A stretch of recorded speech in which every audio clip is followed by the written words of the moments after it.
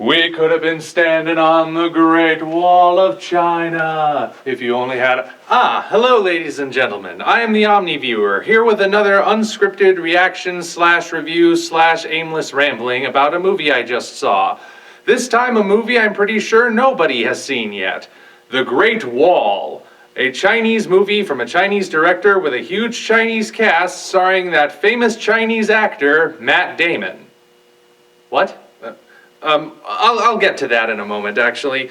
So, first and foremost, as far as whether or not the movie is good, I thought it was. I mean, it's not like a masterpiece sort of thing. It's going to be a cult classic movie. That is what The Great Wall ultimately is. I don't think it was designed to be that way, but it's definitely going to be one of those cult classic movies. The kind that are weird and original, no doubt, but they're the sort of thing that people just don't know what to make of when they're actually in theaters, so nobody actually goes to see it, and then it winds up being considered a failure, but then it winds up getting a huge audience when it comes out on DVD. You know, cult classic. That's what The Great Wall is. I mean, what else was going to happen to a movie that was about when the Great Wall was built to keep out strange monsters? Yeah. For the uninitiated, in case you have forgotten, that is what the Great Wall is about. It's about how an order that is ironically named the Nameless Order, make of that what you will, basically operates on the Great Wall because there are these creatures called the Tao Te, which appear every 60 years and try to attack China. I won't go into too much detail as to what motivates them, but it's the job of the Nameless Order to keep them out. And let's see, Matt Damon is one of a pair of Europeans who somehow has gotten all the way out to Asia because they're looking to try and find this legendary black powder weapon that the Chinese have. You know, gunpowder, basically. It's another one of those movies where gunpowder is the thing everyone wants. But, and of course, he goes through the journey of going from a selfish, greedy mercenary to fighting for a just cause when he sees what's going on. You know the drill. It's nothing necessarily earth-shattering, but for the kind of movie it is good. Now, because it's something that people apparently cared about with this movie, it's part of the reason I even heard about it in the first place, the fact that we've got a movie set in ancient China, well, fairly ancient, I suppose. It's probably in the AD section, like 11, 12, 1300s maybe, at the latest. But, okay, older China, we'll just use that term. So it's a movie set in past China, before Europeans going over there was pretty common, focused on a really recognizable landmark, like the first landmark that comes to mind when you think of China, and yet it's starring Matt Damon, who is about as white as you can get and is definitely not Asian. That apparently caused a bunch of controversy. Some people have said, you know, it's a way to make the movie a bit more international by having white actors and Chinese actors. Some people have said it's a typical Hollywood whitewashing to take the history of another nation and stick a white guy in the middle of it like he's the hero. Some people have said, why are we having an argument about this when it's a movie where the Great Wall of China was built to keep out monsters? Shouldn't we be saving this for the stuff that's historically accurate? I generally tend to fall into that third category where if you're already dealing with something that's kind of ridiculous in the first place, you can't really take it as too big of a deal when it strays from that sort of thing.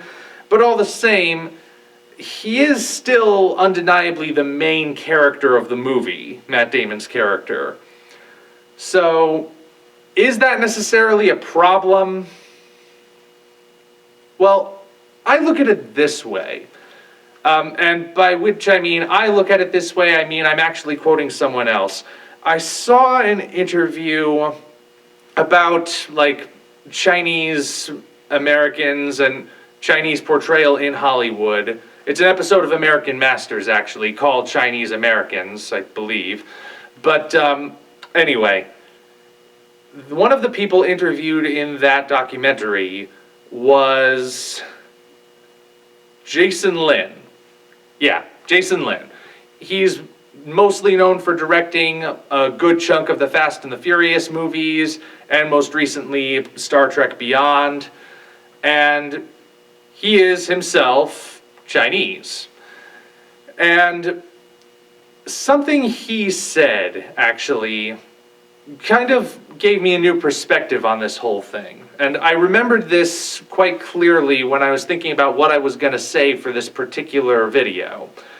He said that as far as he's concerned, when he's making a movie, it is always from the perspective of someone of Chinese descent.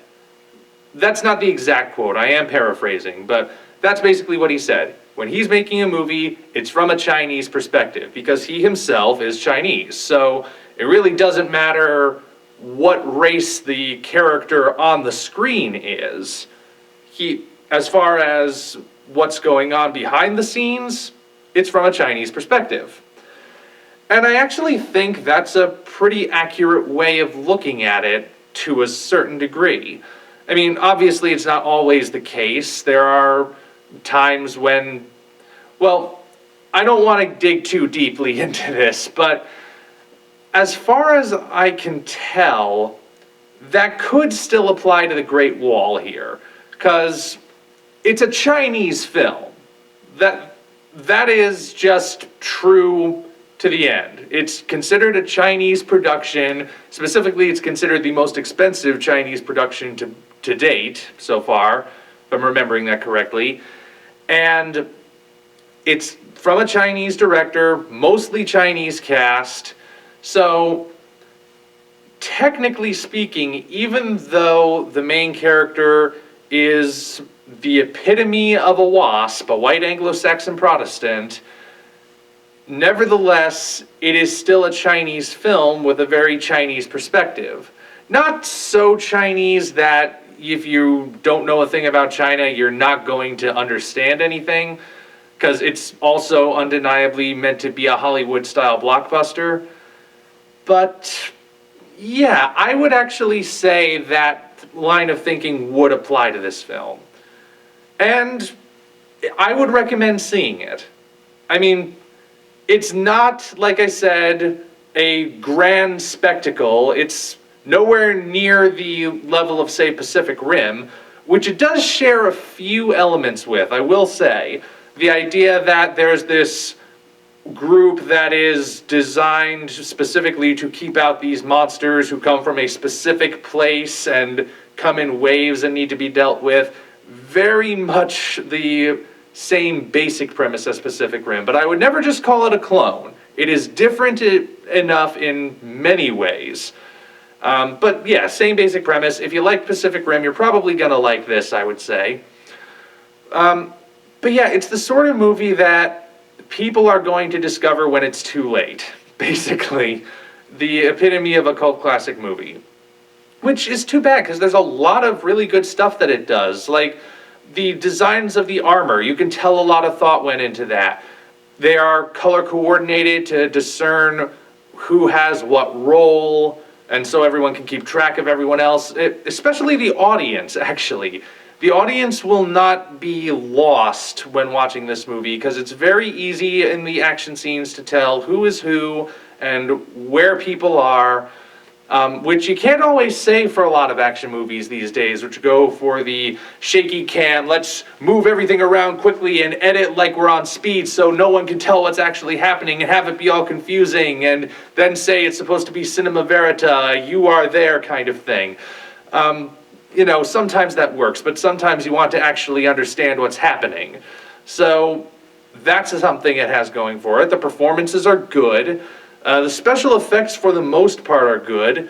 Not that you, like, can't tell these creatures aren't CGI. I don't think there's a I think the only time they use a practical effect for one of the Tao Te is when they have one that's unconscious, but I won't say anything more than that because I don't want to give anything away. But yeah, for the most part, the special effects are good. There's only one shot towards the end that's clearly supposed to be a money shot, like the big iconic comic book panel splash page kind of shot, where I looked at it and I thought, oh, that doesn't look good at all. But, you know, that's just one shot.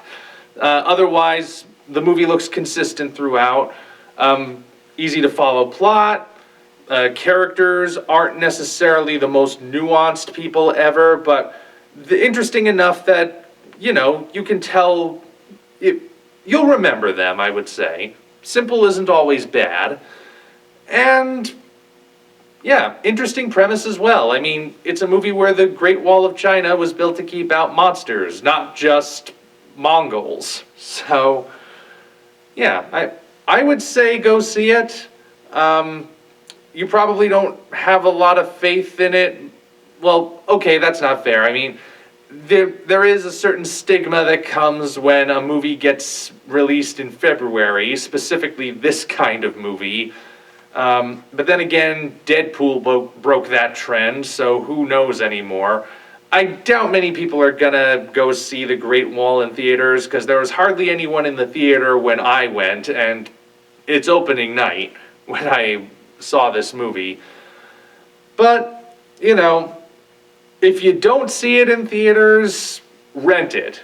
Rent it as soon as it's out on DVD. Then you can decide for yourself if you think it's a good movie that's worth owning, or just the sort of thing you're glad you saw once but don't have to see again, or if it's just a piece of crap. I don't know. I like it. I would recommend that you see it, because it's a different kind of movie. Familiar in a lot of ways, but still the sort of thing that, in this day and age, you know, something refreshing. I mean, what else are you going to see? 50 Shades Darker? Come on. I'd rather go see the movie with the monsters and it's just better.